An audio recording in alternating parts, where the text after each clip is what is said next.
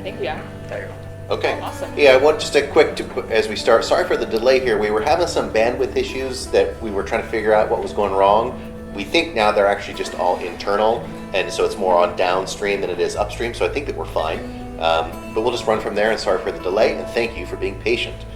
So today, we thought we would do another one of the artists' deep dives, particularly about the character development around the mouse.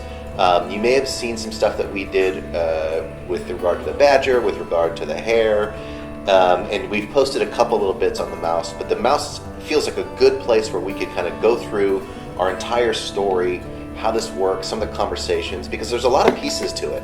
I would draw out as an example, one of the posts that we put on Facebook just recently showed an animation of the mouse where he's, there's a word for this, but he's like up on his toes. It's called digitigrade. First of all, before we go into that, This is Chris. Oh, hi, I'm Chris. I'm Erin. I've been one of the artists who's been working the longest on, specifically with the characters. And so a lot of the drawings you will see are my work, and it's not all my work, but it is mostly kind of.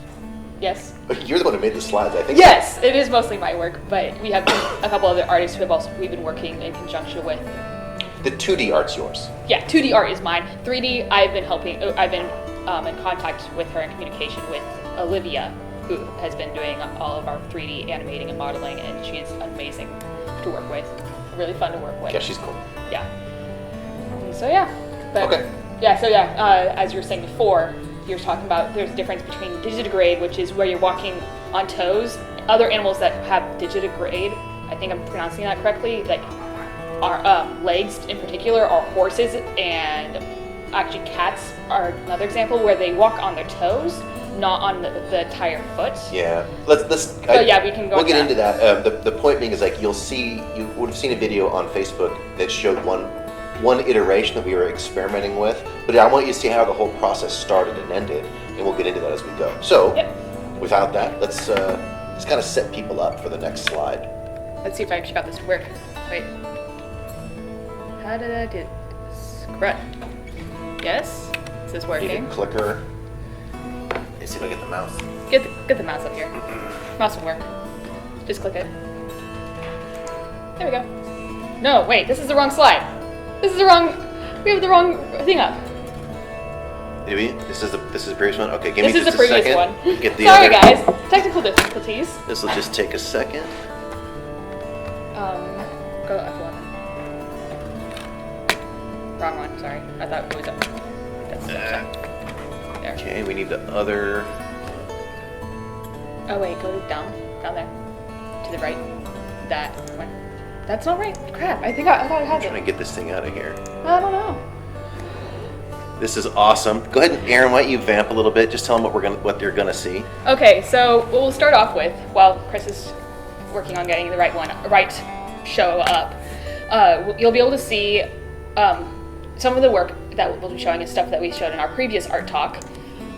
And the keyboard doesn't work. Does it not work? That's a problem. And it will have, so it will show you kind of how we got to some of the early stuff. Here we go. And then also, like some of the early stuff from before I started working on this stuff. It's opened at the 1256. That one is it. There we go. Okay. Then go. Sorry. Just try. I think we've got it now. Okay. There we go. We're all ready for this now. We're so technical. It's awesome. Yeah. Anyway, what you'll be able to see is some of the early development, some of the early concepts that influenced later concepts, and also like the differences between the shoulders, and then also some of how we talked about and made decisions based off of for legs, and also for body types. And we'll talk through that stuff. It's basically a more in-depth conversation from some of the stuff we touched on last time. Yeah. But then we also have some new stuff to show you too, which right. Like last time we did this, we didn't have anything 3D, and now we do. And I guess probably for the people who are kind of interested in the process, we decided we wanted to take this whole thing really where everything was on the table. And of course, there are so many different people who have done for lack of a better word, anthropomorphic animals, but I use that in the broadest sense, meaning animals that talk and move around on two legs. And so that goes everything from creatures that are basically humans with fuzzy skin to basically as animal as you can get and still have to be upright, and everything in between. So we looked at a lot of movies, we looked at books, we looked at certainly a lot of people who have been developing Redwall work, and whether that is in fan work or whether the official work, and it's also all over the map. So we really wanted to broaden out and try to figure out what did we like and why, what were the emotional contexts, and also what any gameplay issues that might come from any particular thing. Yep. If you guys have any questions, we will be taking questions towards the end. But we have we have our guy JB looking at the chat and interacting there. He's the one who's talking in chat, and then we'll be answering the questions that he relays back to us towards the end. Yeah. So let's get started. Yeah. So this is a lot of the early work before I joined Soma, officially at least. There was an artist named Nat Iwata who was working with them, and this here is all of his work. Any of the posters you've seen that are promoted by us are more likely to be his work. As you can see, the art piece on the right, this one right here, this is his poster, and these are some of the other concepts he did. Like this one over here is just his mouse study, and then what he kind of took from there, in a stylized format. And when I came in, I got to see some of this work, and I was heavily influenced by it because it was like, okay, so I'm under the assumption that we're making mice that are going to be on their toes, and they're going to be these kind of more human-like bodies with mice heads. But if I was going purely based off what he did here, and it was one of those things that when I first came in, we were just trying to get out some work, and so we kind of rushed it a little bit and didn't do as much thoughtfulness as we could have put into it. I think especially that very first poster was one that we needed on a quick turn. We were like, and I can't remember, I think it was probably around the Kickstarter. There was something that we just needed it right away. And, no disrespect, but it was one that we had to turn in about 24 hours. We didn't have a lot of time to think through it or test. We just had to get something out there. But it wound up becoming a piece that got used over and over again in the early days. Although I don't know it's probably been more than a year since we've shown it anywhere, but it's certainly still out there. Yeah, we still have it up on our window. Right, still on the window. It's still on the window. We still show it. It's historical. Yes, and so this was stuff that influenced then our early stuff. But one of the things that I got to work on was a lot of those actually thinking through all the different pieces of why would this be a good decision versus not. And so this is some of my early work on a marketing piece that we sent out. We had. Actually, one of the mice that I put onto, it was a bunch of a lot of other artists' mice work, and then I snuck in this guy right here because it was like, you know what, no one's going to recognize this as mine because we've never marketed it, and I wonder how people will react to it, if people will choose it. It was really fun to see that, hey, that is kind of in the direction people would want. Yeah, some people really liked that, yeah. And so that was just a fun piece, but this is a lot of early different designs. This was my own little, based off different types of mice. Like this one right here is a field mouse and a wood mouse. I know it's small.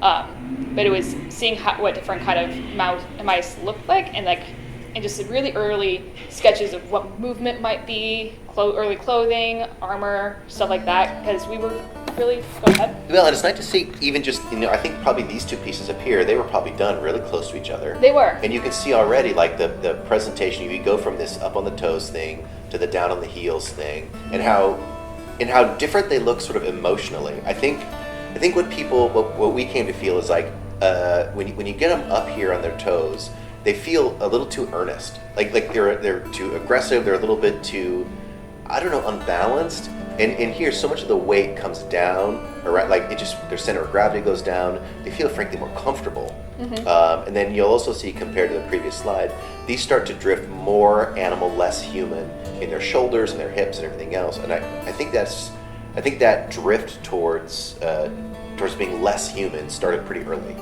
Yeah, and part of it is because I think we started more on the human side. Yeah.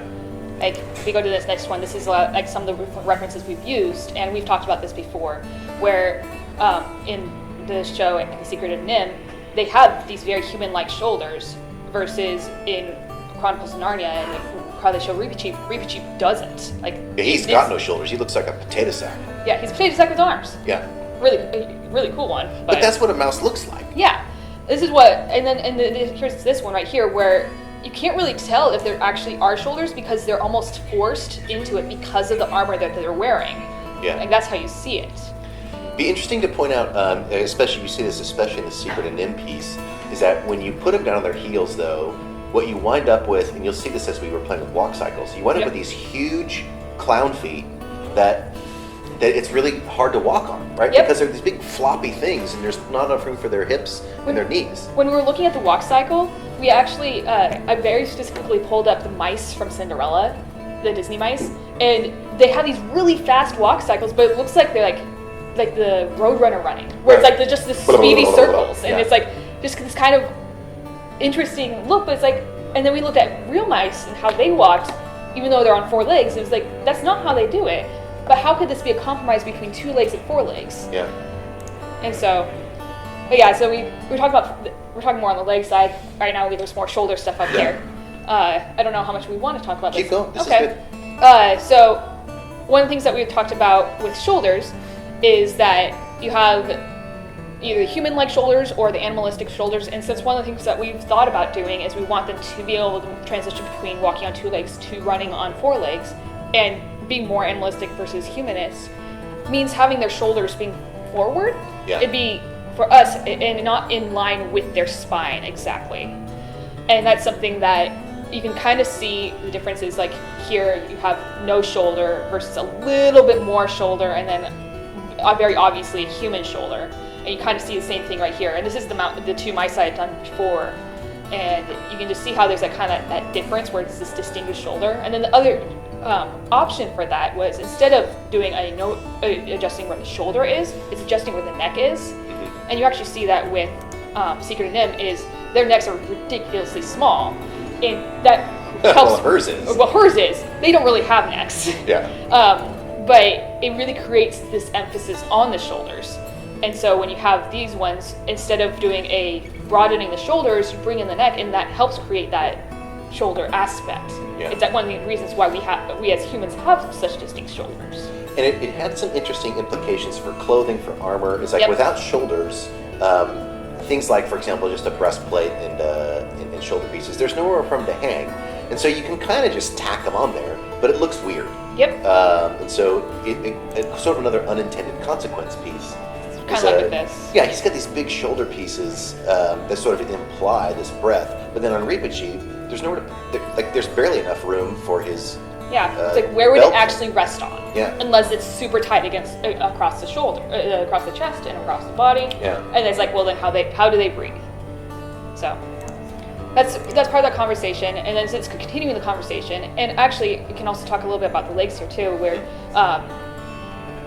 what we did is we took this kind of mouse that we had that was heavily based off not heavily based, but it's based off the real mouse, and then we took this is a stylized one, and we took this actual skeleton here, and where we were looking at how it would actually fit into our mouse, with the idea of how are we altering the body structure specifically. And then here's a real mouse, and the other thing that you can see is that ours, real mice, their tail is a huge part of their balance system. Yeah. And we don't want, while the tail should probably be a part of the balance system, it's not it's not how we want ours to be specifically, because it makes it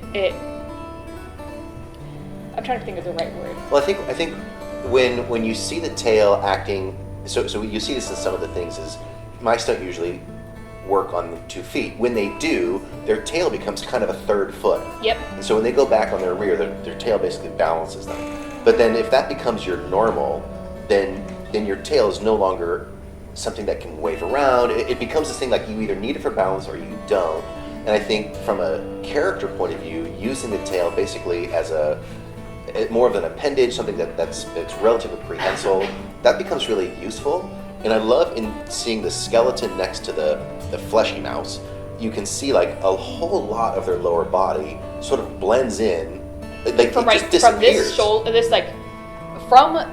on here, I think the part that actually gets seen is right here on that skeleton. There's all of this skeletal bone that disappears into the body, on the inside of the body. Yeah, and you see the bones on their lower legs are huge, but they're invisible. like you said, you just get this sort of like ball of meat, which is their hindquarters, and all of that skeletal structure disappears, which we didn't really want from that's too much. And so you'll see sort of the proportion to leg bones, it comes down a lot from a real mouse. Yeah. There's also difficulties with modeling and animating that we're anticipating later on, which is one of the reasons why I think we're not, like, using the tail in interesting ways will be fun, but having it not needed as a balancing tool or as a leverage tool will be an advantage to us in terms of the modeling. Yeah. In terms of the later animations as well.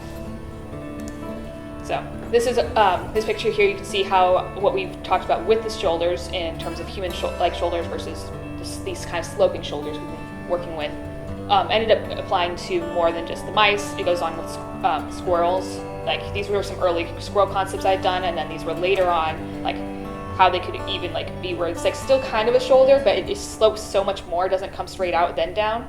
The shoulder actually is more like right in there, and then it comes out. And then it's fun to see how then clothing could actually then make it appear like there's a shoulder, but it doesn't have to. I think the squirrel also acted as a real sort of like wake-up moment, because the squirrel's tail is so central to how we understand squirrels. For them, like, their tail acting as a foot is an absolute non-starter, and that principle can go through to all the animals. You're like, oh right, with these guys it's impossible, so it should be impossible for the other guys. Yep. So, and from there, once we've got some of those things figured out, like in terms of the legs and the shoulders, those kind of things figured out, we looked at what we wanted I would like to say our average mouse. Like, if we take, we're planning on having some diversity in terms of mouse shape, or at least mouse sizes and stuff like that throughout the game. But what an average mouse, where we're going to build everything off of, and where our changes are going to be based off of, where that was to be. So we sent out this picture over here, got some opinions from you guys, also make some of our own decisions. And one of the things we came back with was that this 2B right in the center was a nice feeling adventurous mouse, but not too earnest, and also a kind of good like idea for where we want it to be. And then one of the things that Chris told me is that he really liked the big eyes of 3A, just not quite on the small body. So we mismatched we took 3A, copied that over to the 2B body, got this guy right here, experimented a little bit with an alien look. Even bigger eyes, which got creepy really fast. Yeah. And so we went ahead and chose this as our final body to base it off of. And then from there, we had to tackle the question of, well, we are planning on having female male. Other than clothing, how do we want to convey the differences between a male and a female mouse body without adding on human anatomy? Well, I mean, let's just kind of cut to it. Yeah. You know, we look at, for example, the Nelvana cartoons, and the main place that you see this is with Constance. Yes. And so they gave her these gigantic breasts. Yep. Like gigantic, and ridiculous. They're ridiculous for a human. They're especially ridiculous on a badger. But they become sort of except for her outfit, they become the key element, like this, to identify her as a female. Yep. And we didn't want to do that, nor did we want to go of being like real animal, for example, and giving them like stacks of breasts. But then you're like, so what are you left with? Yes. That is identifiable quickly, but not ridiculous. Yep. So one of the things I did is I went to a recent release of Zootopia and looked specifically on how they dealt with things and how they dealt with female indicators, and specifically within species. So this right here is my own study. Like, any of the drawings you see here were done by me. But the pictures obviously are not mine. Those belong to the movie, to Disney. But we're looking at how they dealt with displaying the female anatomy, and I was realizing, like, it was very quickly, easily, like you'll see with the gazelle, they added in clothing that indicated breasts, but weren't actually there. They didn't necessarily, like, you can't actually tell if there's anything there, which they don't really have anything there. And it's the same thing with their bunny, that she doesn't have, I cannot remember her name right now, like, she doesn't have actual breasts, but she has actually bigger hips, and they both have bigger hips. And I also looked at how their eye shapes compared to the eye size, compared to ears, compared to like their face, just those kind of things. And from there, I took our original mouse that 2B mouse, and made a more feminine version right here and a more masculine version. And one of the things I looked at and discovered was that in general, their males were bigger, and then their females were smaller, a little bit more, slightly, and I made our female mouse a little bit more curvy, and our male mouse a little bit more stocky in a sense. Yeah, and I think where you emphasize the hips in the females, we basically emphasize the shoulders on the males, and that seemed to go, that went a long way. Yeah, and like there'll be like a little bit extra eyelashes, but that was something that's like, well, guys have eyelashes too. The reason why eyelashes for us are feminine indicators because of makeup. Yeah. If it wasn't for makeup, girls would not actually have eyelashes all drawn all over things. Right. So, but it was like, how can we make these indicators of these that are just based off body, not based off clothing? So that's something that we were looking at, and this is what we ended up as our final kind of tri-view, except for there's only 2 views of the thing, and this is what we sent off to Olivia, who modeled our female and our male mouse. And so this is our first looks at the male and female mice. You see a lot of mice here, but what you can see is we also were still talking about the differences between the legs still. We had our like finalized, conceptualized, but then when we got to modeling, it's like, well, what does this look like with a 3D model? And so here's the plantigrade, which is where you have the heel down on the ground, and then the digitigrade, which is with the heel up. And you can see they look a lot taller, but they look off balance. And part of that is, even though is that because the tail is not as prominent in our mice. It's not as lengthy, it's not as heavy, so you can't really get that balance. So it just looks like they're awkwardly reaching. And while this would be easier to animate later on, because it's more closely related to a human-like walk, and because it gives more room underneath them, this is closer to what we would want because it feels more relaxed and more rested. And the other thing to think about is that we also have more room to be more animated with them in this case, and because they can actually reach up on their toes now. They can still run on the toes if they need to, but by the time they would be running on their toes, they'd be running on all fours. Yeah. There's something you can see here that we didn't get. It wasn't, I think, it was something that came into the conversation, which was the shape of their noses. Yep, I have that in the next slide. Do you? Okay. Yeah, I have that nose conversation in the next slide. This was not our final female mouse thing. There was a little pointed cheek thing that we actually rounded out the softer female face. And then here's your nose thing, which we also, so we have a more of an overarching male nose. This is what ended up being towards the male nose, and this turned out to be more towards the female nose. Like if you go back and you look at this right here, you see this the more over part, and then hers slopes down inwards, almost giving that kind of small female nose. It's a cutie little nose. Yeah, the concave thing makes a big difference. Yep. And so, did you have any more comments? That's just it, and it was something that I think that we were looking for. It was in the middle of that conversation about the cues, like what are the things that your eye can pick up on. Yep. But you'll notice, like from the front, you can't see it. Yep. But as soon as they get off like dead on, that concave or convexing becomes really. Yeah. You can't really tell the difference between the sides and the front. Very specifically because this is also the same mouse. It's the male mouse, not the female mouse. So, is that what they got? Okay. Yeah, this is only with the male mouse because at the time we were only focusing on getting one of the mice done. We started with the male, then we went to the female. But then the other conversation we had was this question of, well, our mouse right here is still like kind of standing upright. What would it look like if it was more sloping forward, had this kind of longer head, kind of like how real mice do? We looked at that, it's like, it looks angsty and just tired, or slouchy or something. It doesn't look quite right. Not for what we would want for an adventuring mouse. Yeah. Maybe for like an old man mouse. Yeah, exactly. It could be an old man like mouse. A hunchback mouse. Yes, hunchback mouse. And so this is what we ended up with our final models, or at least our current final models. What we have right now is based off of these models right here. From the side, you can see the differences, and you can see some of the differences between them. The females are generally smaller, males have bigger ears, there's a little bit more of there's a sharper curve on here, but part of it is because her head isn't quite as tall as the male. And when you see, and then there's also a little bit more of a curve in here on the hips as well. Waist, yeah. There's a little bit more of a waistline, specifically with the female, that is, when we get to the walk cycle, it actually becomes obvious. It becomes a big deal, yeah. So then we had Olivia start working on the walk cycle itself, and this was our very first walk cycle. And I believe you guys saw. I think this is what we posted. They saw the 3/4 view, so they saw it from from the side, a little bit both.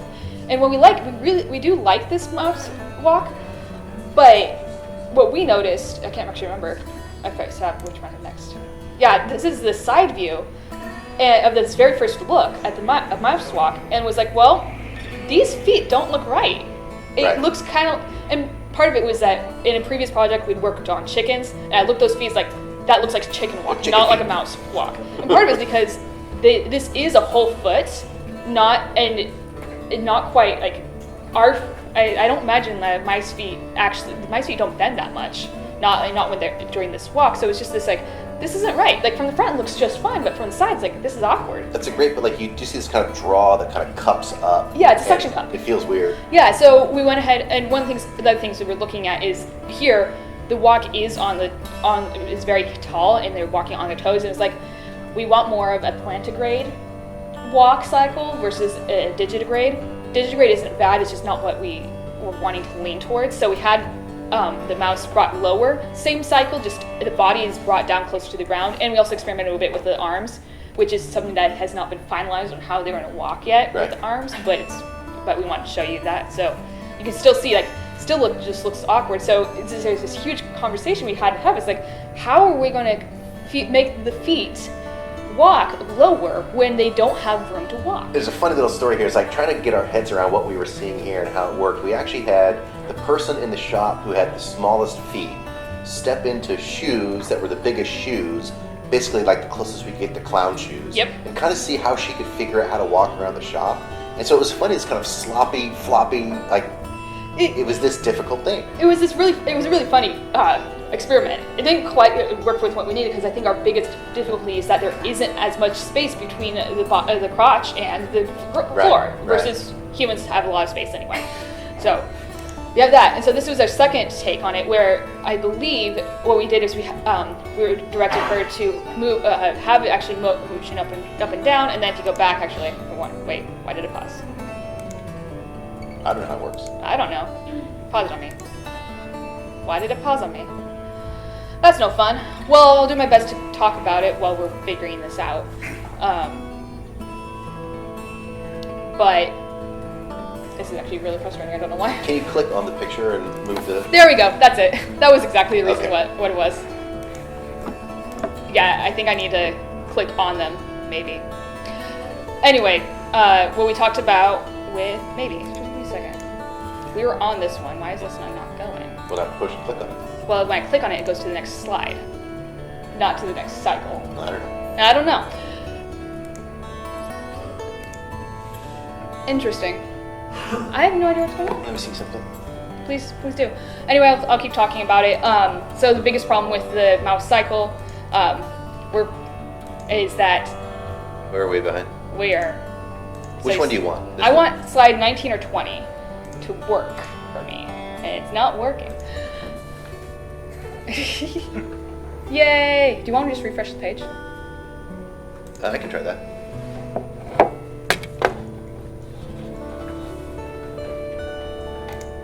You want to pause it, by the way.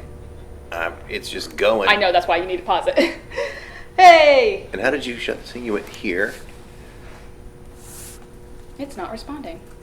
I see this Microsoft Entourage not responding. Yay for technical difficulties. Let's keep going. We'll figure it out. Yeah, we'll keep going.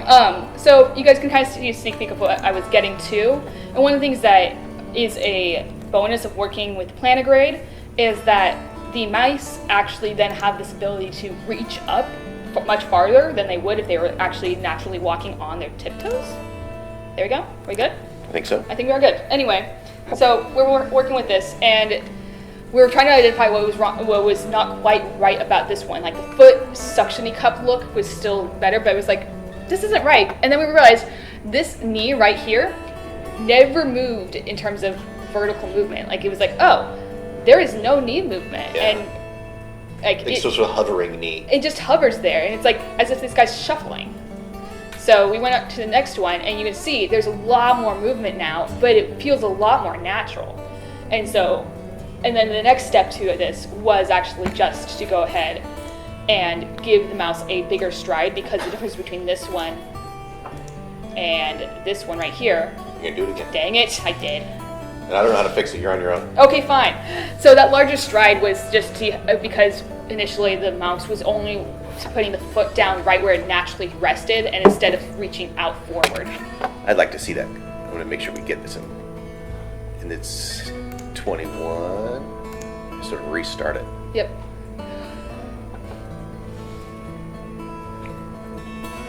We have like probably choking all of our YouTube channel. Probably. We're back to the not responding thing.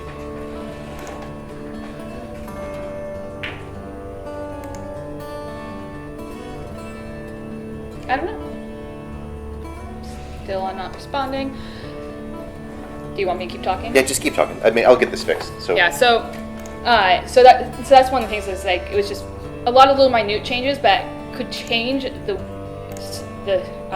feel of it by a lot, and we wanted to make sure that we had the mouse cycle, like that walk cycle, down and in a way that still felt like there was space, but still had the mouse walking low to the ground, because it meant that when it was more earnest, it could be on its tiptoes, or if it needed to reach something, it could be on its tiptoes. And then when it was resting, it didn't need to like plop it down and to sit down.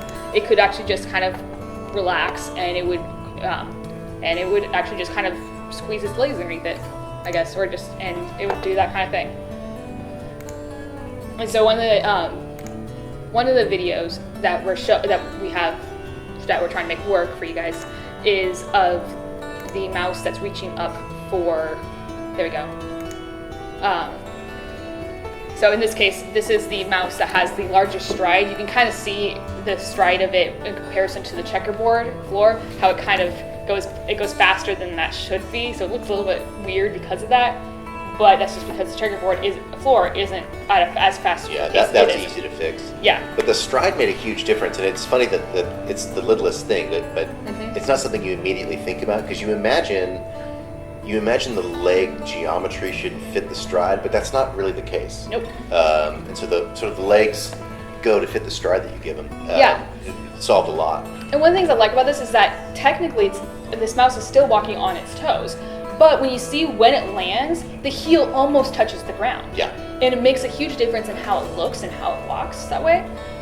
And that was something that we found important. You wind up with almost a hybrid of the two things, sort of like, did you plant a grape? And it seems to work really well. It gives us a lot of flexibility. Yep.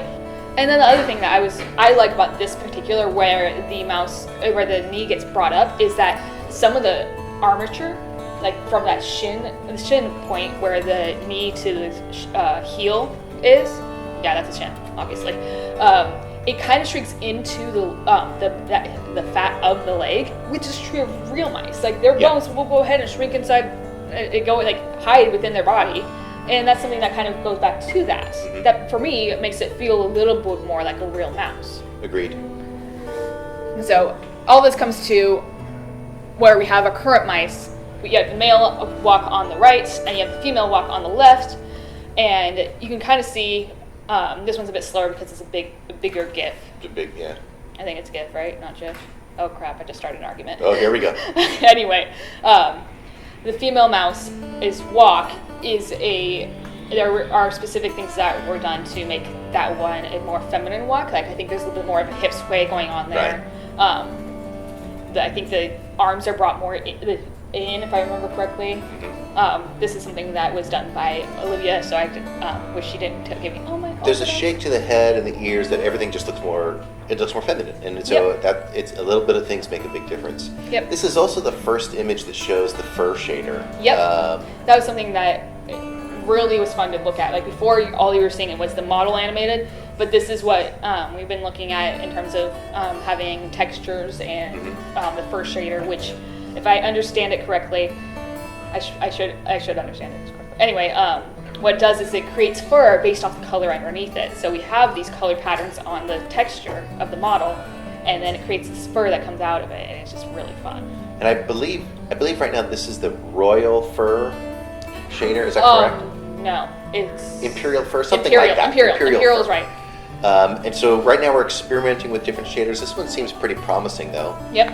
And we like what it does. I feel like the first time I saw fur, one of the things that really jumped out to me is the lack of whiskers, and I'm missing that. Oh, that's true. And I think that we found out that you use the shader for whiskers as opposed to geometry, but we haven't done that yet. I don't think you'll see whiskers on any of these guys, but I suspect that they'll have them in the end. Probably. And there's a couple more things to clean up with this, but this is where we're at in terms of a model with animation and with this awesome fur shader that just makes it look really cool and complete. And then another animation, like this is what we have in terms of an idle animation, like when a mouse is just sitting around doing nothing. It just kind of is sitting there. It was really fun to look at that. Yeah. This is a place where I think that you start to notice that their tails can really be a point of personality. And probably we're going to want to animate these a little bit more. Yep. A little bit of wagging is cool, but the idea that they might curl or more, and be almost like a mind of its own, starts to become really fun. Yep. Is a little detail. And the other thing that caught my eye on this is that a little bit of timing difference between the male and female. It goes a long way just to kind of individualize the characters. And you can imagine if you have a room full of mice, little bits like that all of a sudden become useful in terms of making, you don't wind up with all a bunch of robots moving at the same time. Yeah. And it's a nice easy effect to keep things unique. Yes, I would say that's very true. And then after that is we have this little female mouse who is trying to reach a book up there, and instead of, we're going with this plantigrade look, is not tall enough and isn't even tall enough when it gets on its toes, just like that. It's just trying to reach up and can't. And so instead it climbs up, and that's something that really excites me because of the potential for climbing features in the game. Yeah. And seeing this as just an animation, it was really fun. And needless to say, she's living in an apartment in Seattle, not in Redwall Abbey, but Yep. that wasn't the point. We weren't trying to build an environment. We were building a test environment. Yeah. And, so lighting, I want to see how lighting affects the fur. And I do like how you start to see the rim lighting and kind of how the fur Catches lights. them. It's really, I think it's really attractive. And you see the shimmer on her eyes. Mm-hmm. So this was a fun test to kind of look at some real subtle details that I think add up. And they make her come alive in a neat way. Yep, I think this is one of my favorite animations in all I agree. honesty. Part of it's because there's so much little personality with the way that the arm, like with the way that she's just trying to get up there. Yeah. And it's like there's little quirks in it. It's like I was looking at the link just there, and it's like it looks like she's actually like stretching out, like doing her best to get there. Like there looks like there's actual muscle there. It's really cool. And so I believe that's what we have for this time. Yeah. What we haven't talked about is clothing concepts. This is our little teaser for our next run. But I guess that is our last piece. Yeah, so we'll have a chance to kind of go into some clothes a little bit later on, but we wanted to give you just kind of some immediate stuff. It does show that with a little bit of hips, a little bit of work, you can see from cloaks to, I don't even know what this thing is, this wraparound thing, what that's called. Shawl. A shawl. Like it actually works really well. There's enough neck, there's enough hips to make this work, and you do wind up with a pretty low overall thing. That's pretty excited. By the way, for anyone who was listening, that is the music you were just listening to was called King David. It's by a fellow named Keith Medley, who maybe you'll get a chance to see his work later on. But he makes his 27-string guitar, which is kind of insane. And that piece was played on a 27-string monster. So I think that's it. And then I think we got one more slide, and then we'll be signing off here. Wait, are these questions? Give me a Well, we're second. not. Do we want to do? We can do some questions. Okay, we'll do questions first. What do you got?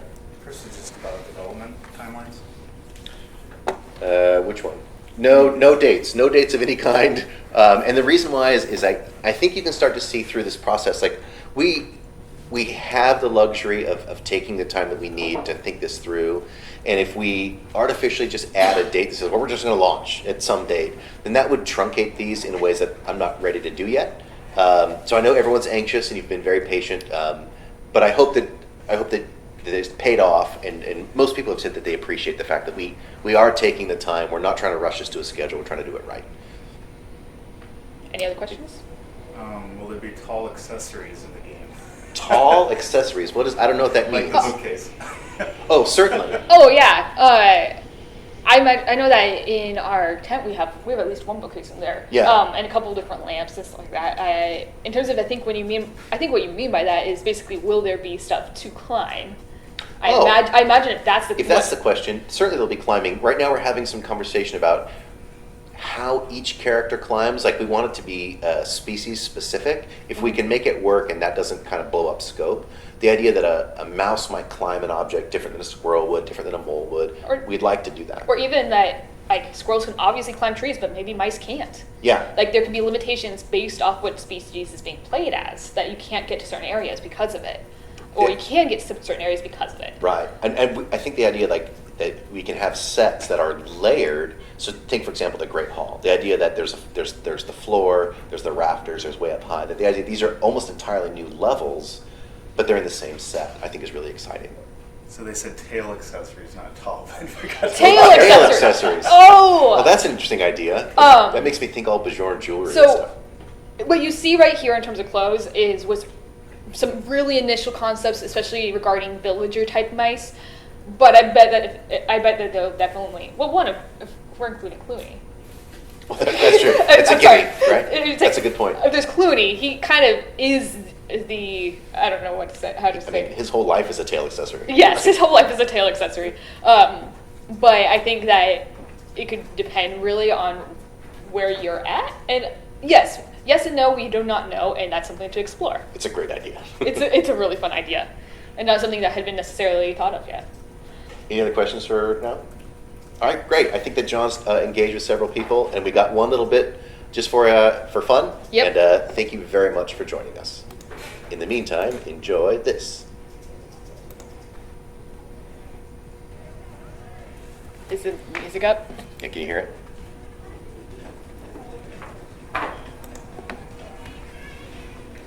And where's the volume on this? Is it down here? The volume's already up.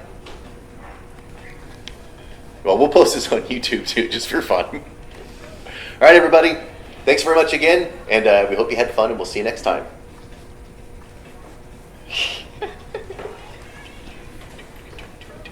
Now, how do you turn the thing off? I don't Down even know. there.